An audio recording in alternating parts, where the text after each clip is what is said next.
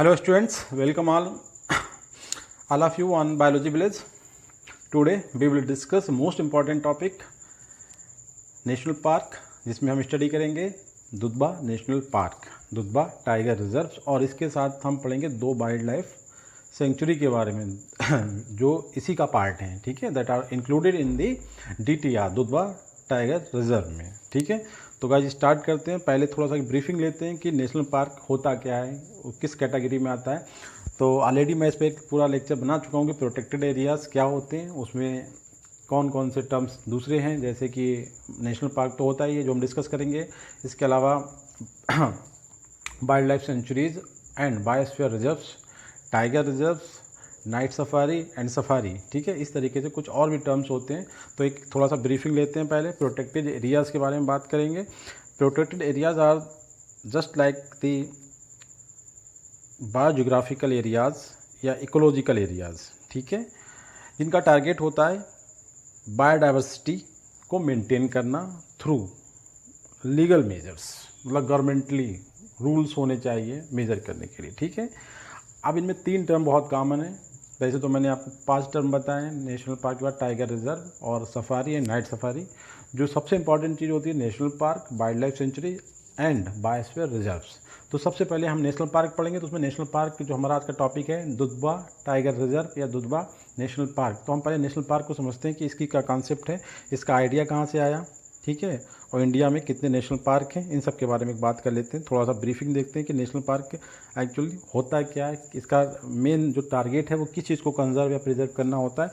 तो देखिए, national park का सबसे कंप्लीट इकोसिस्टम को कंजर्व करने के लिए जो प्रोटेक्टेड एरियाज होता है उसे नेशनल पार्क कहा जाता है। अब कंप्लीट इकोसिस्टम क्या होता है, सबसे पहले ऑलरेडी लेक्चर बन चुका है, आप उस पर देख सकते हैं पूरा। मैं दोबारा एक बार ब्रीफिंग दे रहा हूँ, तो इसे देखें आप लोग। इकोसिस्टम का डेफिनेशन, जैसे अब इकोलॉजी की बात करें, इकोलॉजी का मतलब कि इकोसिस्टम की स्टडी को इकोलॉजी कह सकते हैं हम, ठीक है। सबसे बड़ी डेफिनेशन जो हमारे इंडियन फादर थे RD मिश्रा सर ने जो दी थी कि study of the ecosystem is called ecology, सबसे सिंपली डेफिनेशन थी। तो अब इकोसिस्टम क्या है, तो इकोसिस्टम एक ऐसा ऑर्गेनाइजेशन है जिसमें आपके सभी टाइप के living organism, plants, micro organism और इन्हें प्रभावित करने वाले जितने भी इकोलॉजिकल फैक्टर्स हैं, उन सबका अगर हम एक असेंबली के फॉर्म में स्ट्रक्चर बनाएं तो वो हम इकोसिस्टम कहेंगे, ठीक है। तो नेशनल पार्क का जो कॉन्सेप्ट है वो होता है कि कम्प्लीटली इकोसिस्टम को हम कंजर्व करते हैं, वहाँ प्रोटेक्ट करते हैं, वो एरिया जो है नेशनल पार्क कहलाता है, ठीक है। अब नेशनल पार्क की जो गाइडलाइंस है वो किसके अकॉर्डिंग प्रोटेक्शन दिया जाता है। एक रूल है इंडिया में वाइल्ड लाइफ प्रोटेक्शन एक्ट 1972, इसके अंतर्गत हम नेशनल पार्क को प्रोटेक्शन देते हैं। अब बात आती कितने प्रोटेक्शन पार्क हैं इंडिया में, 105 मतलब 105, ठीक है, और जो टोटल एरिया का हमारा 1.23% कवर करते हैं। अच्छा, कुछ एक और बातें जो नेशनल पार्क के बारे में थोड़ा इंपॉर्टेंट है उसे देख लीजिए कि नेशनल पार्क में जो कल्टीवेशन की बात करते हैं, ग्रेजिंग, फॉरेस्ट्री, ठीक है, हैबिटेट मैनिपुलेशन, इस तरीके की सभी एक्टिविटी जो होती हैं वो बैन होती हैं, ठीक है, किसी भी तरीके से नॉट अलाउड, पर ये ध्यान रखें। दूसरी बात है कि सबसे पहले इसका जो आइडिया था वो एक पेंटर थे जॉर्ज कैटलिन, उन्होंने दिया था, ठीक है। थर्ड इंपॉर्टेंट कि इंडिया में जब ये लॉन्च हुआ तो 1935 में सबसे पहला एक बना था फुट ऑफ हिमालयाज, मतलब हिमालय की जो तलहटी है उसमें, जिसका नाम रखा गया था हेली नेशनल पार्क, क्योंकि उस समय हमारे यहाँ ब्रिटेन रूल कर रहे थे, ठीक है। तो आज हमने इसका नाम चेंज करके रख दिया कॉर्बेट नेशनल पार्क, ठीक है। अच्छा, दूसरा इसमें जो होता है नेशनल पार्क के बाद जो प्रोटेक्टेड एरिया आ जाता है इंपॉर्टेंट, वो होती है वाइल्ड लाइफ सेंचुरीज, ठीक है।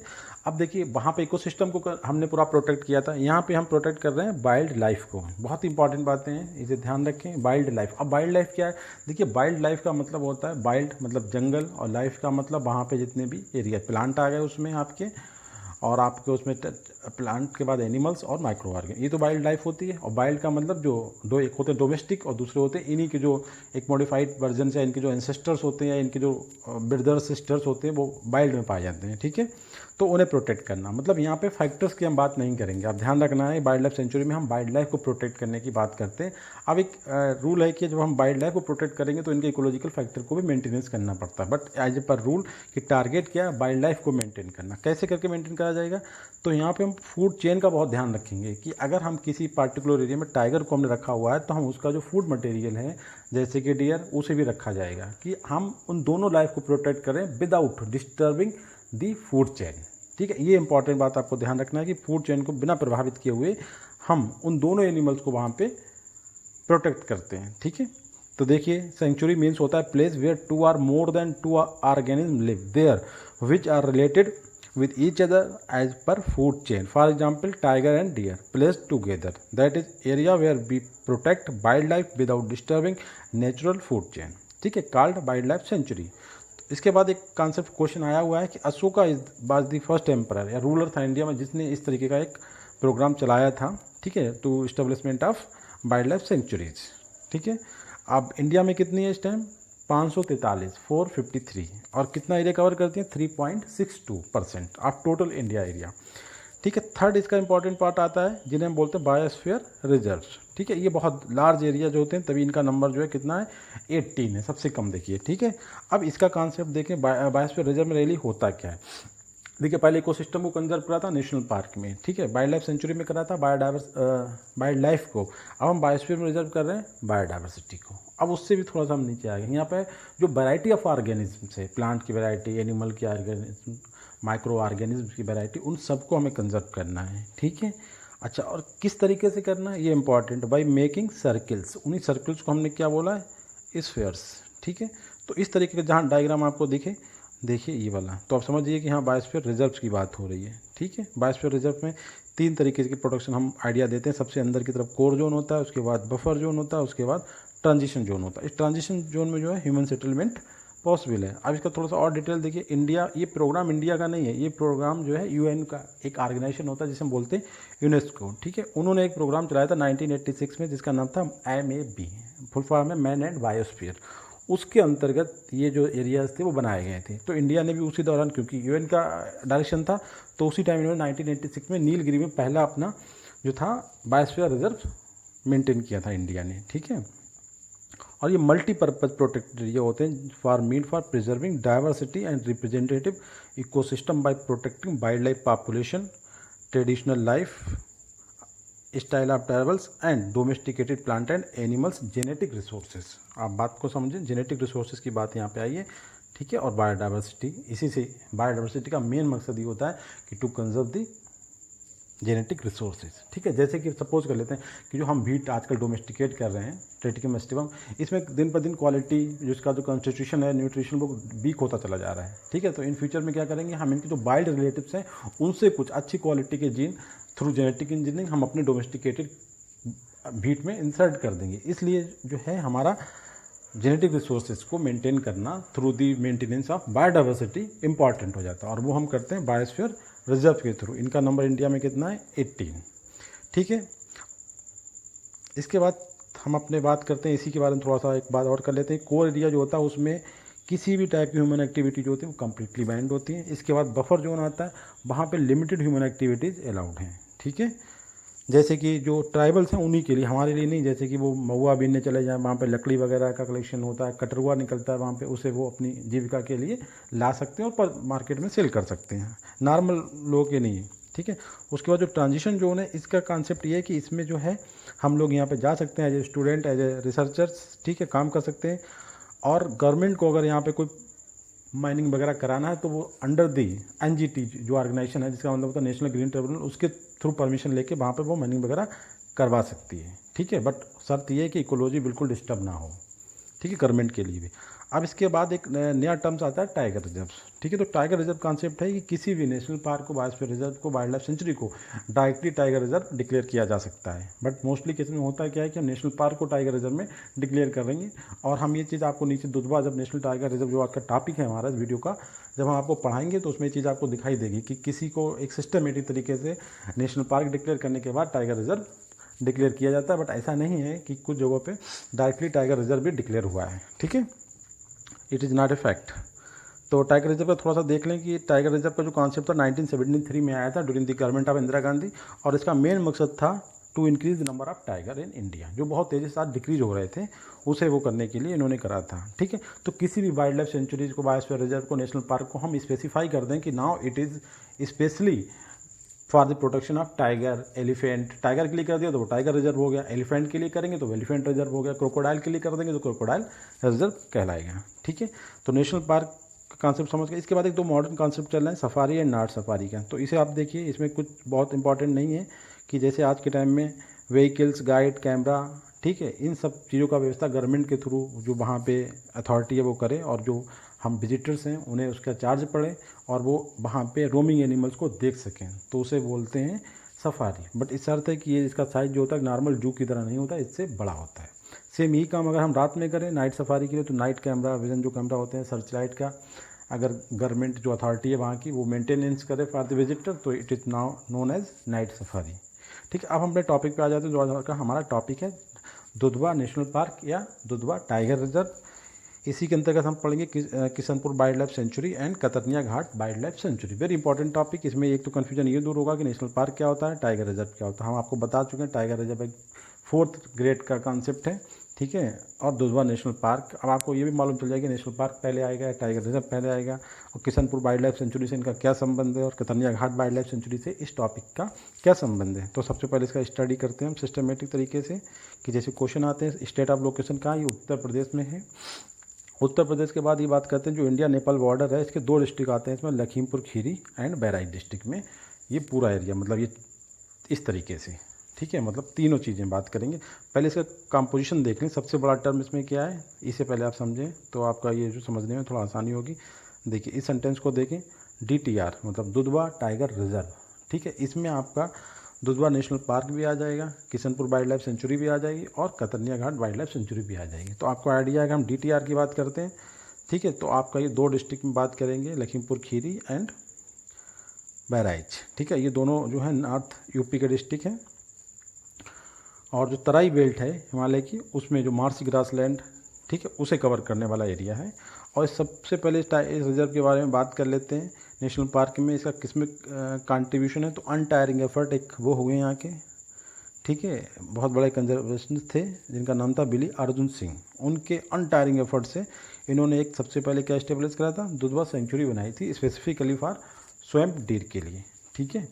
बाद में इसकी ग्रोथ होते हुए नेशनल पार्क बना, और नेशनल पार्क के बाद ये फिर टाइगर रिजर्व बन गया। इसका बेस्ट टाइम जो है फरवरी टू अप्रैल है अगर हम यहाँ पे जाना चाहते हैं, ठीक है। उसके बाद इसमें कुछ रिवर्स का क्वेश्चन भी आया हुआ है कि कौन कौन सी रिवर्स इसमें होती हैं। तो इसमें 5 रिवर का नाम आपको ध्यान रखना पड़ेगा, सोहेली रिवर और मोहाना रिवर्स, ठीक है। और इसके बाद शारदा रिवर भी इसका पार्ट है, और एक गेरेवा रिवर्स। ये 4 रिवर जो हैं पार्ट होती हैं घाघरा रिवर्स की। इसी की मतलब इस थोड़ी छोटी सी कैनाल जिन्हें बोलते हैं, ठीक है, ट्रिब्यूटरीज, ये वो हैं चारों। अब इसका एक आइडिया और भी ले सकते हैं कैसे कैसे करके इसमें है। तो आप देखें पूरा एरिया जो है इसका 490 किलोमीटर स्क्वायर है DTR का। और उसके बाद हम बात कर लेते हैं कुछ इसके बारे में सबसे इम्पॉर्टेंट जो पॉइंट्स हैं, हार्ट जिन्हें हमने रखा है, ठीक है, हाई ऑर्डर थिंकिंग के बारे में। तो it is only place in UP में और भी टाइगर रिजर्व और भी नेशनल पार्क है, मगर एक ऐसा टाइगर रिजर्व या नेशनल पार्क है जहाँ टाइगर और राइनोसोरस दोनों एक साथ रहते हैं। इट इम्पॉर्टेंट, ठीक है। सेकंड पॉइंट इसका है कि यहाँ पे जो था 2019 नवंबर में एक प्रोग्राम स्टार्ट करा था, एलिफेंट सफारी से बोला गया था, मगर बाद में उसे बंद कर दिया गया क्योंकि उसमें जो एक मेल जो एलिफेंट था उसकी कुछ प्रॉब्लम थी, उन्हें राइडर्स पे ही अटैक कर दिया था, ठीक है, तो इसे रोकना पड़ा था। नेक्स्ट पॉइंट है इसमें कि यहाँ पे इम्पॉर्टेंटली जो इंडेंजर्ड स्पीसीज़ हैं, कुछ ऑब्लिगेट स्पीसीज़ ऑफ टाल वेट ग्रासलैंड और स्पीसीज़ ऑफ रिस्ट्रिक्टेड डिस्ट्रीब्यूशन जो बहुत ही कम जगह पाई जाती हैं, वो भी यहाँ पे पाए जाते हैं कुछ इस तरीके के एनिमल। जैसे एक एग्जाम्पल इसमें दे रहे हैं वाइट रैम्प्ड रप्चर्स का, हम इसका नीचे डायग्राम भी लगाया है, आप देखेंगे इसे वो क्या होता है। अच्छा, इसके बाद नेक्स्ट पॉइंट है DTR representing the characteristic Terai ecosystem, ठीक है, तराई इकोसिस्टम को रिप्रेजेंट करता है। 3 तरीके के इकोसिस्टम इसमें आएंगे, ठीक है। एक तराई इकोसिस्टम इसमें जो मेजॉरिटी है, सबसे बड़ा इकोसिस्टम है इसका तराई का इकोसिस्टम। इसके बाद में सम रेयर स्पीसीज जैसे हिस्पिड हेयर, इसका भी डायग्राम मैंने नीचे लगाया है। वो एक बात ये सोचा गया था कि शायद ख़त्म हो गया, बट इस नेशनल पार्क में वो 1984 में फिर से डिस्कवर्ड हुआ, मतलब देखा गया, ठीक है।